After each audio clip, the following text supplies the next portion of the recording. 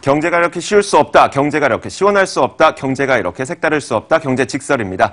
자, 오늘은 한국외대 경제학부 최양호 초빙 교수 그리고 딜라이트 파트너스 문서진 부대표 함께하겠습니다. 어서 오세요. 네, 반갑습니다. 네, 반갑습니다.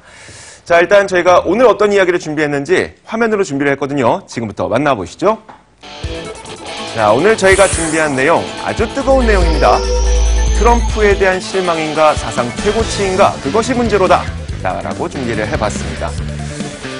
자, 트럼프 실망은 아마 많은 시청자분들께서 방송을 통해서 다 들어보셨을 거고 일단 세제 개편안이 발표가 됐는데 그 세제 개편안이 그냥 우리가 지금까지 들어왔던 거기에서 그쳤더라 혹은 또 들어갈 뻔했었던 국경조정세에 대한 이야기는 들어가지 않았더라 이런 것들 때문에 오히려 실망감을 느끼고 있는 것 같은데 일단 제가 이런 질문을 먼저 드려볼게요.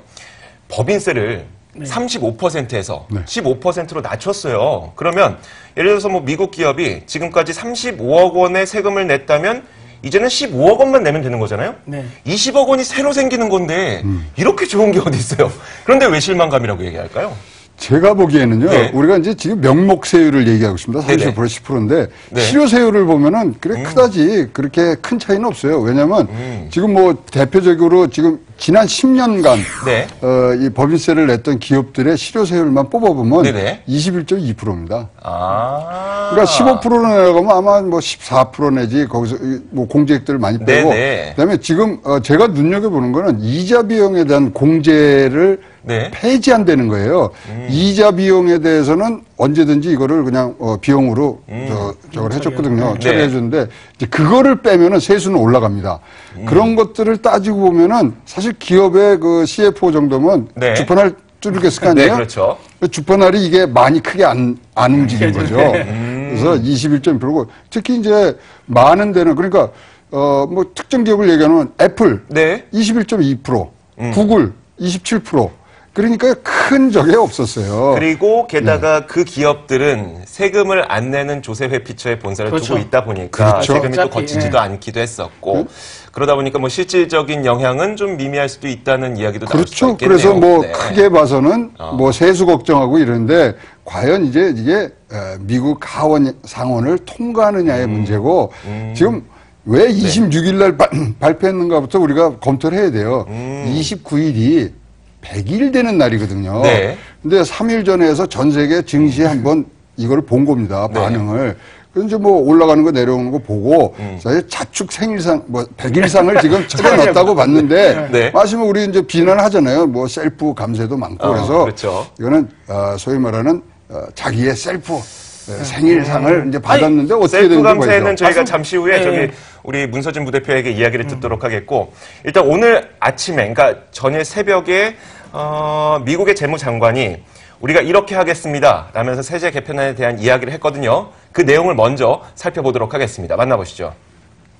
Under the Trump plan, we will have a massive tax cut for businesses and massive tax reform and simplification. As the president said during the campaign, we will lower the business rate to 15%. 자, 이런 내용이 나왔어요. 그 법인세 비율 15%로 나누겠다. 그리고 여기에 지금 나오진 않았는데 세제 개편안의 지속을 통해서 3%의 경제 성장을 가능하게 할 것이다. 라고 이야기를 했거든요. 근데 문제점은 또 이런 것도 있을 것 같아요. 지금까지 트럼프 대통령이 공약을 했던 것 가운데 사실 지켜지고 있는 것이 몇 가지인가 손에 꼽아보자면 사실 꼽을 게 없을 정도. 꼽을 게 없을 정도. 그리고 오늘 나왔던 이야기도 나프타 조약 이제 뭐 폐지하는 것을 재검토하겠다. 뭐 이렇게 얘기 나오는 거 보니까 사실 트럼프가 정말 그 전에 우리가 느꼈던 독불장군과 같은 이미지는 아니었을 것 같은데 오히려 독불장군보다는 요즘에 약간 여우 같은 느낌 아닌가요? 그러니까 처음에 이제 당선되기 전에는 엄청 강하게 나왔는데 지금 최근에 나오는 것들을 보면 본인들에게 유리한 쪽으로 특히 이제 최근에 저는 이제 중국이랑 협상하는 걸 보면서 죄송합니다. 그러니까 협상하는 걸 보면서 이 사람이 확실히 능구렁이구나. 우리가 그냥 생각했던 그냥 쉽게 말하면 pitbull이 아니다. 불독이 아니라 이 사람 능구렁이다. 그런 느낌 들고요. 특히 이번에 뭐 뒤에 이게 따로도 이야기 될지 모르겠는데 보시면 지금 세제개혁안에서 가장 핵심이 논쟁이 될 수 있는 게 국경세잖아요. 국경조정세. 그걸 사실 뺐어요. 근데 뺐는데 중요한 건 이제 이걸 빼면서 이거를 이제 공화당 내로 공을 넘겨줬어요. 그러니까 공화당은 자체적으로 이 네. 국경조정세를 하겠다는 법안을 만든다 그랬단 네네. 말이에요. 그러니까 이건 뭐예요? 내가 만들어 놓은 이 세제안은 어쨌든 온전히 통과될 수 있게 해놓고 네. 쟁점이 되는 부분을 빼놓은 거예요. 의회한테 공을 넘긴 거야. 네. 그러니까 이게 완전히 보면 좀 확실하게 능구렁이가 맞아요. 그 셀프 감세 한번 얘기해 주세요. 네. 셀프 감세. 그러니까 이제 개인세에 들어가면은 네. 지금 거기 이제 패스루 엔터프라이즈라고 네네. 뭐 예를 들어서 부동산 업체나 해치펀드나 네네. 뭐 조그맣게는 자영업자들 네. 이제 우리 한국으로 보면은 개인 그 뭐 법인 그 소득, 그런 것처럼 자기 법인으로 들어온 소득이 다 개인 소득이 되는 거. 아. 그걸 지금까지 법인세를 냈거든요. 네네. 그거를 개인 소득세로 전환을 해줬습니다. 15%로. 오. 그러니까 34%에서 15%로 이제 줄다 보니까. 네. 근데 트럼프가 뭐 하는 사람입니까? 부동산 네. 개발업체 네. 아닙니까? 네. 그렇다 보니까 셀프 감세가 아니냐. 거기다가 상속세를 그렇죠. 또 폐지를 했습니다. 예를 들어서, 그러니까 네. 완전 가상의 시나리오긴 네. 하지만 만약에 뭐 기호 3번이 당선이 됐는데 네. 뭐 백신 바이러스 업체를 위한 어떤 정책을 편다든지 이런 식이 된 것처럼 보인다는 거죠. 아, 그런 거 맞죠. 뭐, 예, 네, 예. 똑같은 거죠. 네, 그렇죠, 네. 그렇죠. 자, 그런 거는 이제 철저하게 이제 막았어야 되는데 네네. 그런 것들이 이제 부상이 되니까 소위 말하는 신뢰성에 조금 이제 문제가 되고요. 사실 이런 것들이 안 들어가려고 그랬는데 이 협상 과정에서 아까 말씀하시듯이 이런 것들이 들어온 게 사실 이걸 주도한 게 스티브 배넌이에요. 네. 근데 스티브 배넌이 좀 뭐 백악관 내에서 뒤로 좀 밀렸거든요. 수석 전략가가. 네네. 그러면서 게리 콘이 들어옵니다. 네. 그 국가경제위원장이 네. 그 거기서 국경세 반대하고 네. 뭐 등등이 쭉 오면서 폴 라이언 아까 말씀하신 네. 하원 의장 거기서 사실은 기업의 이제 현금 흐름에 대해서 그러니까 법인세의 개념을 완전히 뒤바꾸는 이런 안을 냈었어요. 네. 이제 그것을 이제 절충하는 과정에서 이제 그건 안 하고 네. 그 대신 이제 트럼프 안으로 갔는데 네네. 아까 말씀하신 국경세는 네. 공을 그쪽에다 던졌죠. 네. 던져놓은 거. 그래서 근데 지금 국경세가 이제 문제가 되는 거는 WTO에서 벌써 시비를 걸고 들어왔어요. 그렇죠. 수출과 수입에 서로 다른 이중적 정책을 하면은 그것은 안 된다 이런 게 네네. 나왔기 때문에 근데 사실 이 정치 공학적으로 보면은 지금 이 오바마 케어를 없애고 트럼프 케어를 넣으려고 그랬는데 네네. 지금 재추진하고 있거든요. 거기에 대한 사실 당근을 준 거라고 그렇죠. 보여집니다. 네. 이거는 저도 네. 이야기 이야기 드리는데, 사실 이 국경세 관련 법안이 저는 어찌 보면 트럼프가, 그러니까 임기 4년 동안 네네. 안 될 것 같아요. 이걸 알고 있는 것 같아요. 왜 그러냐면 지금 민주당은 이거 계속 반대하거든요. 네네. 근데 지금 미국 같은 경우는 지금 이것 말고도 부채한도 증액 협상 이 부분 있잖아요. 셧다운 관련 부분. 네네. 이것도 있기 때문에 민주당의 눈치를 안 볼 수가 없는 거예요. 그러면 결국에는 이걸 어쨌든 억지로 밀어 열려면 다 막히거든요. 네네. 그러니까 이제 사실 트럼프도 그런 생각할 겁니다. 이게 분명히 합리적인 생각이란 건 알아요. 네네. 근데 그걸 아는데도 이걸 그냥 자기가 철회해버리면 기존에 있던 자기들 지지자들에 대한 배신으로 생각할 수 있기 때문에 네. 어쨌든 나는 이건 할 거는 할 거야. 하지만 공은 일단 공화당한테 넘겼어. 이런 거죠. 그러니까 자기는 살짝 피하고 그리고 이거는 올려놨지만 안 돼도 상관은 없는 거예요. 왜? 나는 하려고 했지만 그렇죠. 남들이 못하게 한 거니까 예. 날 지지하는 세력들은 빠져나가지 마세요. 그렇죠. 그리고 중요한 건 내가 그래도 네. 예산안을 이렇게 잘 만들어놨잖아. 네네. 그건 이제 통과를 시키려고 하는 거죠. 그래서 저는 이런 것만 봐도 일단 이 사람은 여우다. 이런 생각이 들어요. 여우다. 네. 근데도요, 오바마 정부에서도 법인세 인하를 추진했었어요. 28%로. 네. 또 제조업은 25%. 그렇기 때문에 사실 지금 국회 통과에 대해서 우리가 많은 의문점을 갖는데 네네.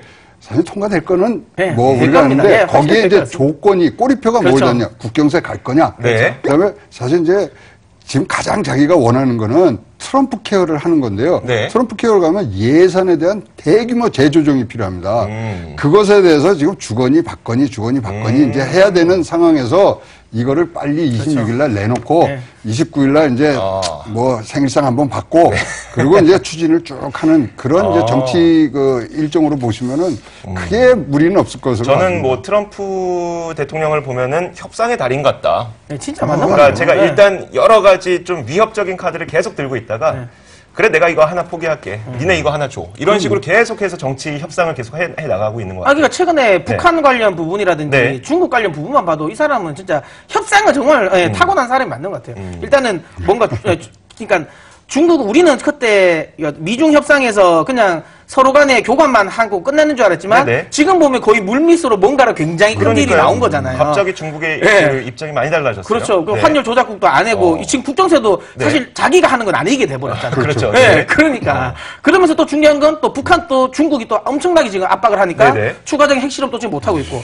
그러니까 이런 것만 봐도 일단은 저는 이야기하지만 조금 트럼프에 대한 생각을 좀 달리 합니다. 물론 그렇다고 해서 엄청 긍정적으로 생각하지는 않지만 네. 그래도 협상이라든지 이런 전체적으로 이제 흘러나가는 걸 보면 우리가 지금까지 이 사람은 비정상적인 사람이라고 생각했는데 네. 아니죠. 매우 합리적인 사람이라고 된 거죠. 아주 제가 보면. 꼼꼼하죠. 네, 진짜 꼼꼼한, 꼼꼼한데 하나 더 들어가면은 네네. 진짜로 자 미국의 세수 중에 법인세가 차지하는 비율이 어느 정도 된다고 보세요? 굉장히 많을 것 네, 같은데요. 8%밖에 안 됩니다. 아, 그래요? 8.33%입니다. 그렇기 아. 때문에 이거 내려줘도 그거 좀 양보해도 되는구나. 지금 뭐 네. 그거를 그 숫자를 얘기를 안 하면 야 법인세가 하니까 이거 세수가 왕창하고 우리나라랑 완전 다르거든요. 예 쌍둥이 적자가 다시 오느냐는데 네. 8%입니다. 그리고 아. OECD 국가들도 평균이 4%밖에 안 돼요. 우리나라만 뭐 12%에서 15% 네네. 가니까 법인세 갖고 인상하는 문제에 지금 뭐 우리 역행한다고 이제 그런 부분들이 있지만 8%예요. 그러니까 사실은 와 했는데 까보면은 아 이거는 에이. 그게 된 거죠. 대부분 이제 주요 돈 많이 버는 네. 이제 미국 회사들은 다 본사가 딴 데 있잖아요. 다 그렇죠. 조세 그러니까 피난처에 다 있으니까. 그러다 보니까 그런 걸 많이 활용하다 보니까 그럴 알겠습니다. 수밖에 없죠. 그렇다면은 어떤 생각이 드냐면 지금 트럼프도 자기가 그동안 계속 주장해왔던 것들을 하나씩 제외를 하면서 뭔가 남들이 받아들이기 납득 가능한 정도의 어떤 공약들로 계속 재구성을 해나가고 있는 것 같거든요. 그러면 지금 이런 세금 인하, 개편안 이런 것들도 의회 통과 가능성은 상당히 높아질 수 있겠네요. 쉽게 될 수 있겠네요. 저는 일단은 긍정적으로 네네. 봅니다. 아까 이야기한 것처럼 지금 세제 개혁안에서 원래는 가장 쟁점이 됐던 게 국경조정세거든요. 네.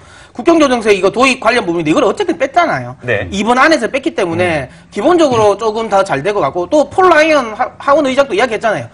지금 공화당 내에서도 80% 정도가 네. 찬성을 하고 있다라고 네. 이야기를 했고요. 그리고 이 정도, 그러니까 이 국경조정세 도입 부분을 빼면서 민주당 쪽에서도 찬성하는 부분이 있거든요. 물론 민주당이야 뭐 당론을 같이 하겠지만 네. 이거는 지금 아까 교수님 이야기하신 것처럼 약간 뭔가 이 딜을 받으면 충분히 할 수 있는 정도의 수준까지 나온 것 같아요. 네. 예, 트럼프 케어에 비해서는 훨씬 더 스무스하게 나갈 것 같습니다. 네네. 그러니까 상원의원만 보면 그래요. 의석수가 52석이거든요. 네네. 무소속이 2석이고 이제 네. 민주당이 46석인데 이걸 통과하려면은 네. 60%를 얻어야 돼요. 네. 그러려면 지금 54석을 지금 무소속까지 온 거를 했기 네네. 때문에 6명만 민주당에서 데리고 오면 되거든요. 그러니까 크게 문제는 없고 네. 아까 말씀드렸는데 오바마 때 이거를 28%로 줄이는 거를 추진을 한번 하다가 다 안 했기 때문에 민주당 내에서도 공감되는 네. 분명히 예, 돼 있습니다. 근데 제가 이제 생각하는 건 이자 비용에 대한 공제를 네. 어떻게 이제 집어넣냐. 국경세는 분명히 저는 좀 어려움을 겪을 수 있는데 기업에서는 이자는 다 세액 공제를 해줬거든요. 네네. 그거를 지금 폐지한다는 거예요. 그럼 그거에 대해서 좀 쟁점이 있을 거지 다른 쟁점은 없을 것 같고요. 그렇다면 이제 뭐 사실 이제 외국에 있는 기업들이 네. 다시 네네. 미국으로 다시 리턴하는데 문제는 그 이제 그 사주들이 어떻게 생각하냐면 그래요 이제 좋잖아요 10%만 34% 낼 거 10%만 내고 들어오니까 들어왔는데 한 3년 있다가 그것이 확 바뀌어버리면 어떻게 하지? 정권 바뀌어버리면. 네, 완전히 다 들어왔는데 지금 그 생각을 하고 있더라고요. 그러니까 돈도 네. 지금 트럼프는 계속 그 이야기를 하거든요. 아니 우리 쪽으로 송환을 해.